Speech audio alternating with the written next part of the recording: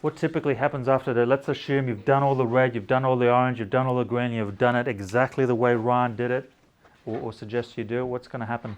Do it again. You're going to keep doing it, absolutely. And then you'll start to get an inquiry, right? And this is what typically will happen.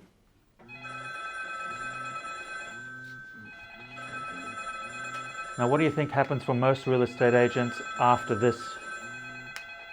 But this is what usually happens.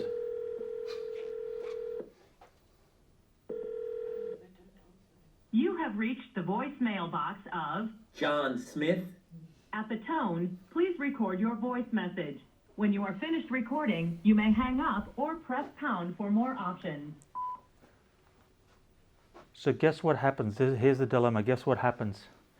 You've done all the activities. Would it be fair to say that some of them probably were hard? You've done it consistently. It's been a slog, yeah? So we're not sugarcoating anything. And then the phone rings. And then it goes, for most agents, it goes to voicemail. So get this, you've spent all this time, money, energy, resources, and you've got the phone to ring, and then we're not picking it up. Or we're not making the return call in a timely manner. Yeah? And during the period we've just come through, you might have said it doesn't matter because there were so many people around and things were selling so quickly it didn't matter. But in the period we're about to go through, it's going to become critical. Yeah? So don't be one of those agents. You've done the hard yards, pick up the phone. Start do the next step basically. But we want to acknowledge the dilemma, because what are you going to stop doing to pick up the phone? Let's get real for a moment. Are you going to stop prospecting? Well, unfortunately, most real estate agents, that's exactly what they do. They stop prospecting. So guess what they go through, like my mum did? Feast or famine.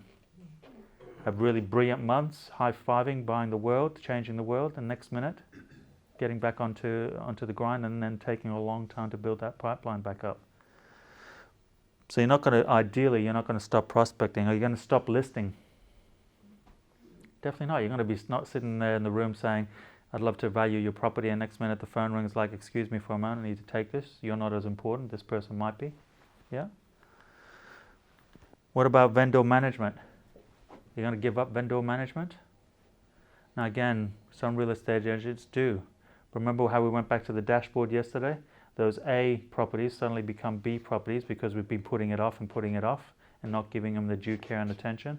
Suddenly they become C properties and they're not selling, and suddenly they're in our books forever, and now they're taking, like a cancer, taking up time, money, energy, resources from us, yeah?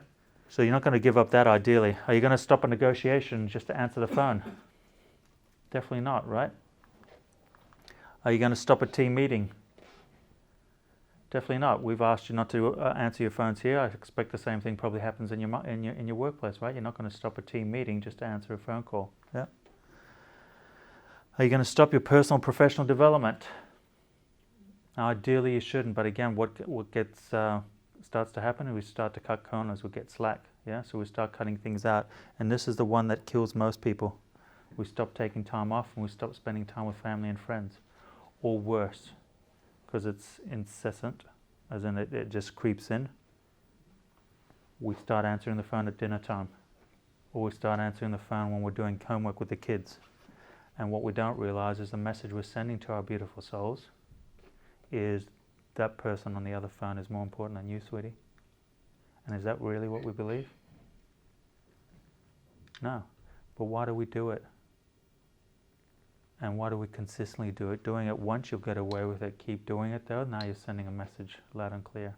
So what's the answer? Because these are all real, right? I'm not meant to be judgmental. It's just me bring it to your conscious awareness.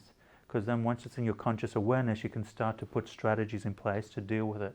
And we want to give you the strategies now before you start getting busy. Because like a good pilot who's gone through training school and lots of flight simulations, they don't wait till the crash is going to happen or the incident's going to happen to learn what to do. They've practiced it so many times that by the time it happens, it's autopilot.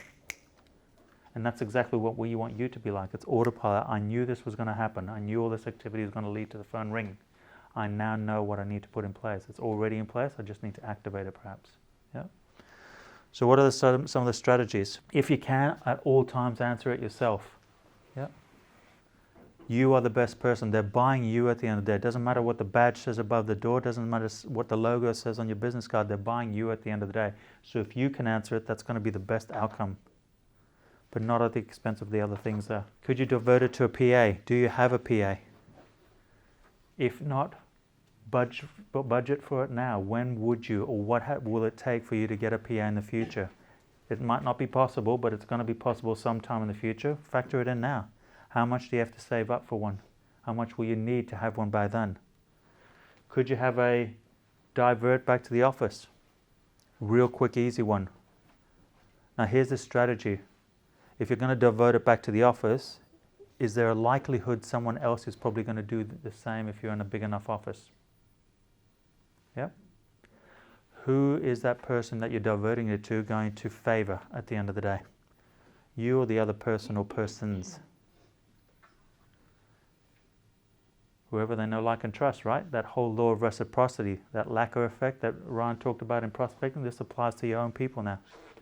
Whoever they know, like, and trust, guess what? They're going to answer the phone more often. They're going to pass on the messages in a better way. They're going to be more pleasant. They're going to be more positive, yeah? So look after them, whoever you're going to be doing for it. Take good care of them, they'll take good care of you, particularly if there's other people they're looking after as well. Could you divert it to a virtual assistant?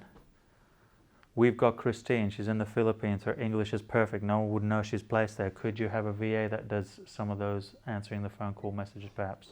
Yeah. Could you set up a buddy? Is there someone else in the office that's in the same boat?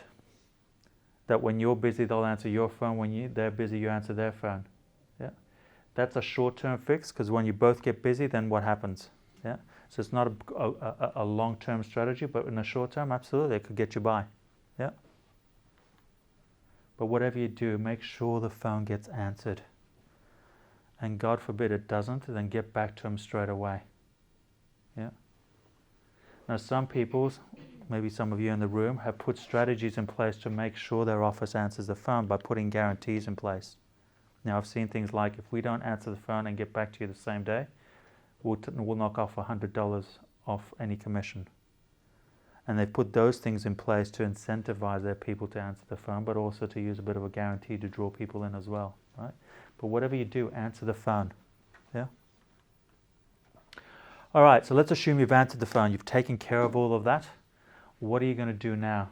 And this is the part that will change the world for you. When you apply what we're going to share next, your listing rates will go up, and the potential for you to convert them then to a full-on vendor is going to be huge. So there's 8 strategies we're going to go through. First of all,